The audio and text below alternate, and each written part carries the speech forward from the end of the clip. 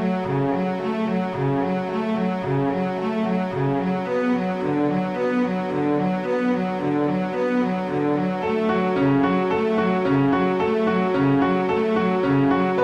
everybody, welcome back to another episode of Card Talk, a podcast where we spend just a little bit of time talking about cards from Lord of the Rings, the card game. I'm your host, Dave Walsh. And I'm Grant Thompson, just along for the ride. And I'm Ted Bannock, and I love talking about cards. Wow, I was waiting for you to... Wow, Ted couldn't... What are you looking at me like I'm going to... For being a protector. Like I'm going to say something else, something weird and also hilarious. Hilarious, right? You know? That was your middle name in high school. Larry. Hill, Larry, us. Anyways, before we are subjected to the comic mastermind of Ted B, let's talk a little bit about how you can stay in touch with Card Talk. We do have the pod and the YouTube channel. You can join us and go back to our back catalog. We have like 300 plus episodes, plus we have all our playthroughs and all that good stuff. And most of them are pretty good. Some of them are pretty bad, but that was all on me. But we also have the blog. If you go over to cardtalk2018.com, we have the blog. You can see the written word where Matt reviews the card pool one card at a time, and he keeps up with what we do here at the pod. Then we have Second Breakfast. Micah plays like once every couple of weeks. He plays a couple of games and has deck building restrictions and plays certain scenarios. He posts that on our YouTube channel. And last but not least, we have a Patreon. If you like what we do, if you like all the content that we push out every week, and you want to support what we do to help keep the game fresh and new for everybody, please go over to patreon.com/cardtalk2018 and become a member. We appreciate everybody who does that. And even though Grant is here today, Ted loves this card enough that he beat out Grant for the reading of the card. So, Ted, let us have it, buddy. All right. So today's card is Stand Together. Oh, no. Oh, yeah. Today's card is Protector of Lorien. It is a lore attachment that costs 1. It's got the trait of title. It says attached to a hero. Action. Discard a card from your hand to give attached to hero +1 defense or +1 willpower until the end of the phase. Limit 3 times per phase. Pow. Pow, I say. Pow. Well, I mean, let's ignore Grant for a little bit longer. And Ted, what did you want to talk about it? I mean, you were very excited to talk about this card because I think that almost immediately it had a change. So you wanted to talk about, because you've been playing this game since the beginning, right? Since lunch. Since lunch. I've been playing since lunch. It's been a couple of hours, right. And I'm enjoying this card. Wow, that's a throwback. Yeah, that's another throwback one. Yeah, wow. Yeah, another kind of outtake type thing. Yeah. This card, it did receive an errata. So depending on if you purchase the set, I don't know when they started reprinting cards with the errata, but if you don't have a revised core set or more recent printing, your old printing may omit the limit 3 times per phase. So just in general to talk about this card, I think it's great. At action speed, it has the ability to boost, 2 of your 3 like main stats. Having an extra defense when you need it can be the difference of your hero living or dying.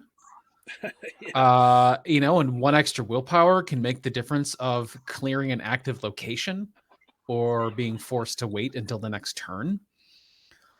So this kind of post modification is quite strong. And even at a limit of 3 times, it's good. If you're like, oh, I need to boost my defense by 3 so my hero blocks the attack and takes no damage or survives the attack, it's a price that I happily pay. And it was kind of fun pre-errata, especially because it can boost your willpower. So if you're kind of at the end of the game and you're like, oh, how much progress do we need to win on the last scenario? Oh, we need 7. Oh, great. I have 7 cards in my hands. We win. I just discard all of them. That was always kind of fun. Grant, what's your take on this card? It's very good and very utilitarian. The only downside with this card is that you have to have cards in your hand to use it.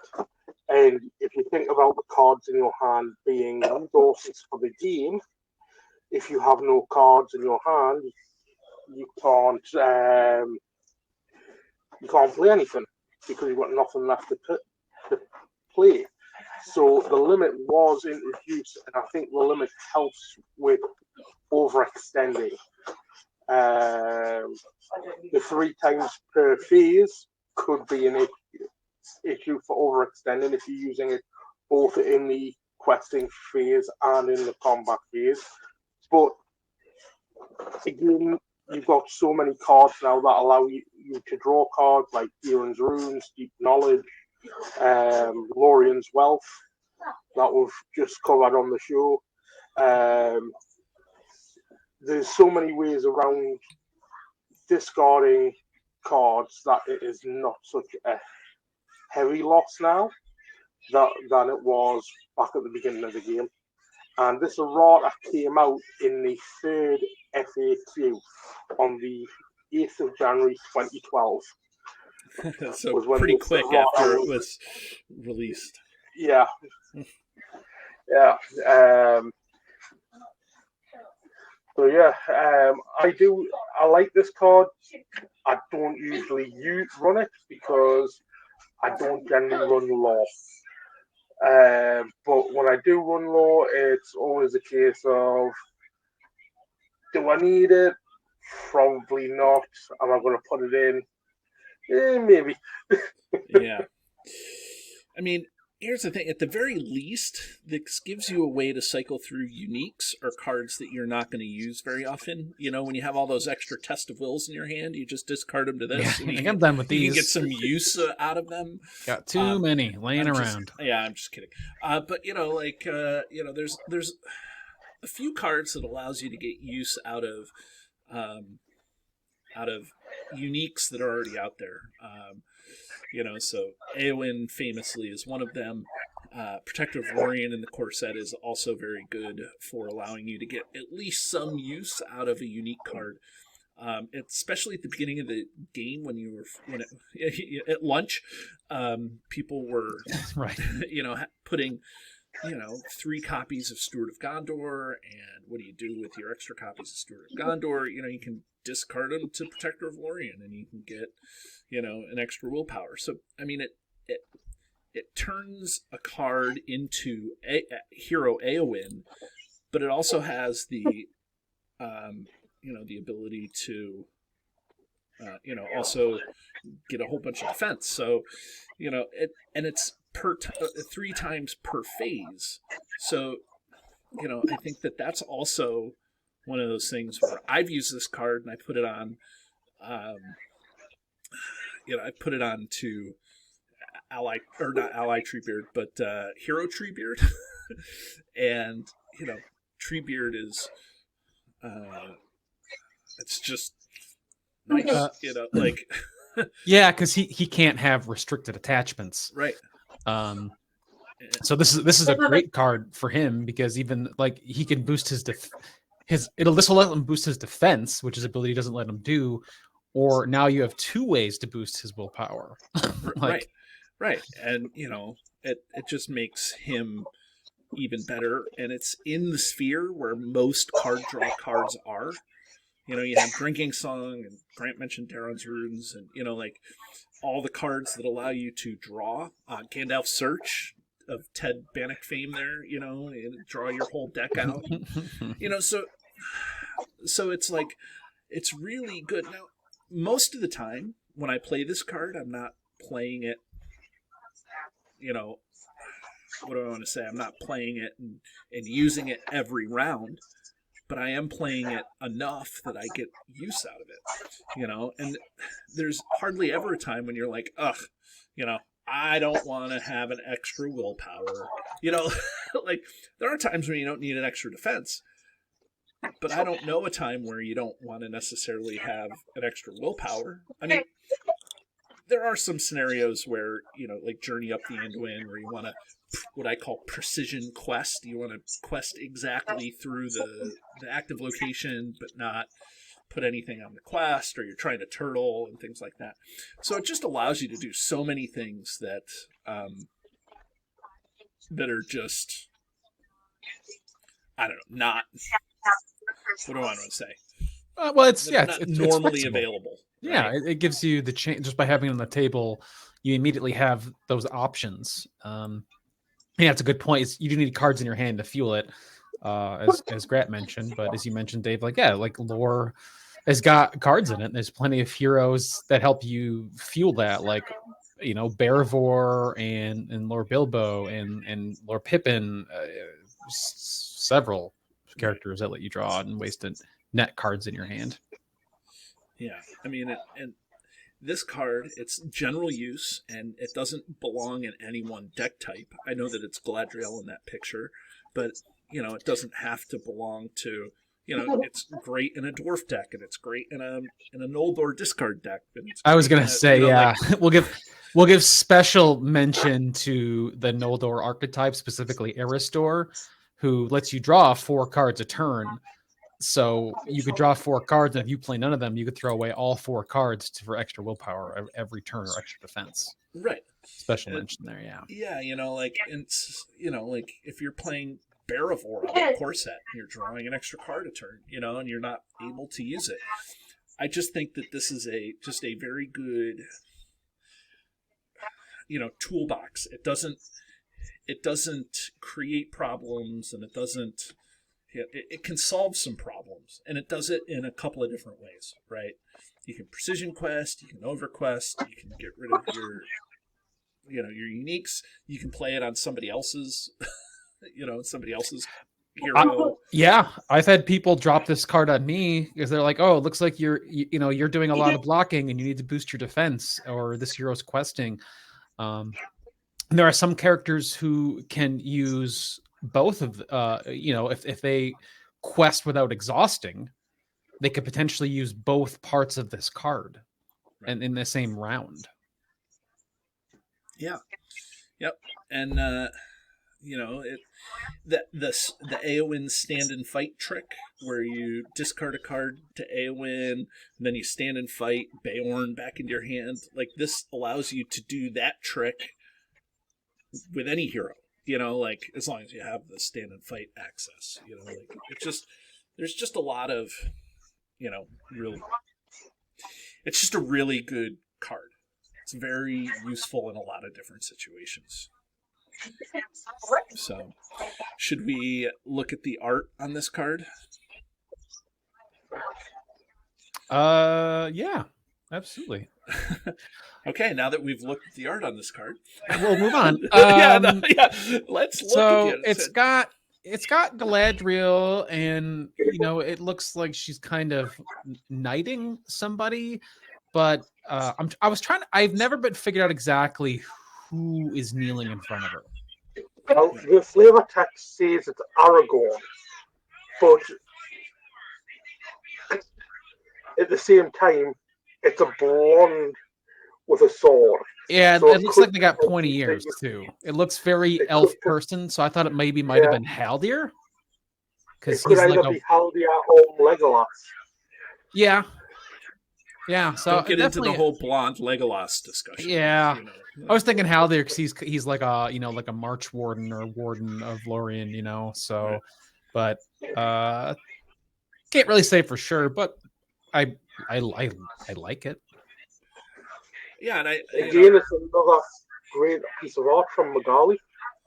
Yeah, Yeah. that's what I was going to say. I was going to point out that this is Magali. Everybody in the game, I don't know if everybody loves her, but I mean, she's widely regarded as one of the best artists in the game. And I think that, again, this is great art. Love it. But you can also see how her art has improved throughout the life of the game, right? Like, you can see that she had even gotten even better when you compare this to, again, Thranduil, like we talked about last week with Galathron's Greeting. It's like, this is great, and she only got better. So, should we ring this guy? Yeah, let's ring it up. Okay, so for anybody who doesn't know or may have forgotten, we have a highly scientific yet arbitrary system where we rank a card on a scale from 1 to 10, where 1 is the one card to rule them all, or one of the best cards in the game, and a 10 is the card that we throw back into the fiery chasm from whence it came, or a not a very good card in the game. And so I think it's my turn to go first. So Protector of Lorien, while I don't build my Protector of Lorien deck, I do think of this card as like a toolboxy card that can go on just about, well, it can go on any hero, but it makes sense to put it on any hero too. Very rarely do you not want a hero to have extra willpower or extra defense, or at least availability to those extra sets. So yeah, I mean, I would consider always running 1 or 2 of these. You can even put 2 on the same hero if you wanted to. It's not restricted. It's not 1 per hero. Like, you can have a double Protector of Lorien. You could, if you got the cards to fuel it, yeah. Yeah, I mean, so there's a lot of just, it's just really good. So, I'm gonna right now. Here's a question: if you're running double Protector of Lorien, do you get 2 for the price of 1? Never, right? I mean, I'm not the rules expert, and Ted, you can chime in, but I think that because it's an action, you need to trigger each action with a separate cost. The cost is the discard, and so you can't discard 1 for both things. Yeah, it's a good thing just to bring up. So yeah, you'd have to. But if you had 4 cards, you could trigger 1 3 times and then trigger one more time. No, so, I'm gonna do each one twice. You could do each one twice. Oh yeah. This is. He's gonna have symmetry. He's a scientist. You're so inclined. Yeah. All of that said is that I think that this falls in the realm of last week's card, the Galathron's Greeting. So I think that I'm going to stick with a 3 here, although I can see this, because it's so toolboxy and so kind of nice, I just feel like, I don't know, I feel like it could be higher, and I'm not going to blame anybody if they put it a little lower, but if you're below a 5 on this card, I'm grumpy at you. So, Grant, what do you got? I'm giving it a 4 because, as you said, it's a because you're scared of me. You're giving it a 4 because you're scared of me. You know what? For that, I'll change it to a 6. You guys. Put up your dukes. Put up your dukes. Okay, what are you sticking with, Grant? Are you really giving it a 6? I can't imagine that you would. No, it's a 4. Okay, it's a 4. Ted? I'll give it a 3. Okay. It's good, and I kind of want to give it a 2, but I'm okay with 3. It's got flexibility, right? It doesn't go into every single deck, but it's kind of like, oh wow, I need a way to boost my defense. Like, this card will do it. It has a cost each time, but like it'll do it. Right. Yeah. It's just like it's one of the goodest cards. It's not one of the best cards. It's one of the goodest cards. So. Yeah, I'd say it's one of the core set cards that's really sustained. Yeah, it's been consistently good through the life of the game. Yep.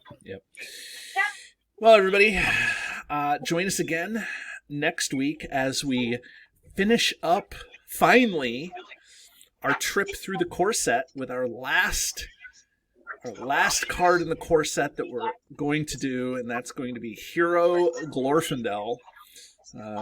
So, we finally made it through this journey of the core set. So, if you want to know about any card in the core set, come to Card Talk, and we got it for you. So, there you have it, everybody. Thank you for joining us, and see you next week. Have a great day. Do you love the content? Here's what you can do to stay connected. Become a patron. The money collected through Patreon goes into keeping the lights on here at the podcast. We love our patrons, and you can join at many different levels. Visit patreon.com/cardtalk2018. You can subscribe to us, whether you're watching our YouTube channel or you're listening to us in your favorite podcatcher. Hit the subscribe button to get notifications of all our new episodes. Didn't know we were an audio podcast? Find us by searching Card Talk to get access to our 120 plus regular episodes. Didn't know we were a video channel? Find us by searching Card Talk LOTR LCG on YouTube. And there you can find not only our regular episodes, but you can find our bonus playthroughs and other content related to the game. Want to get a hold of Ted, Grant, or myself? Feel free to email the podcast at cardtalk2018@gmail.com.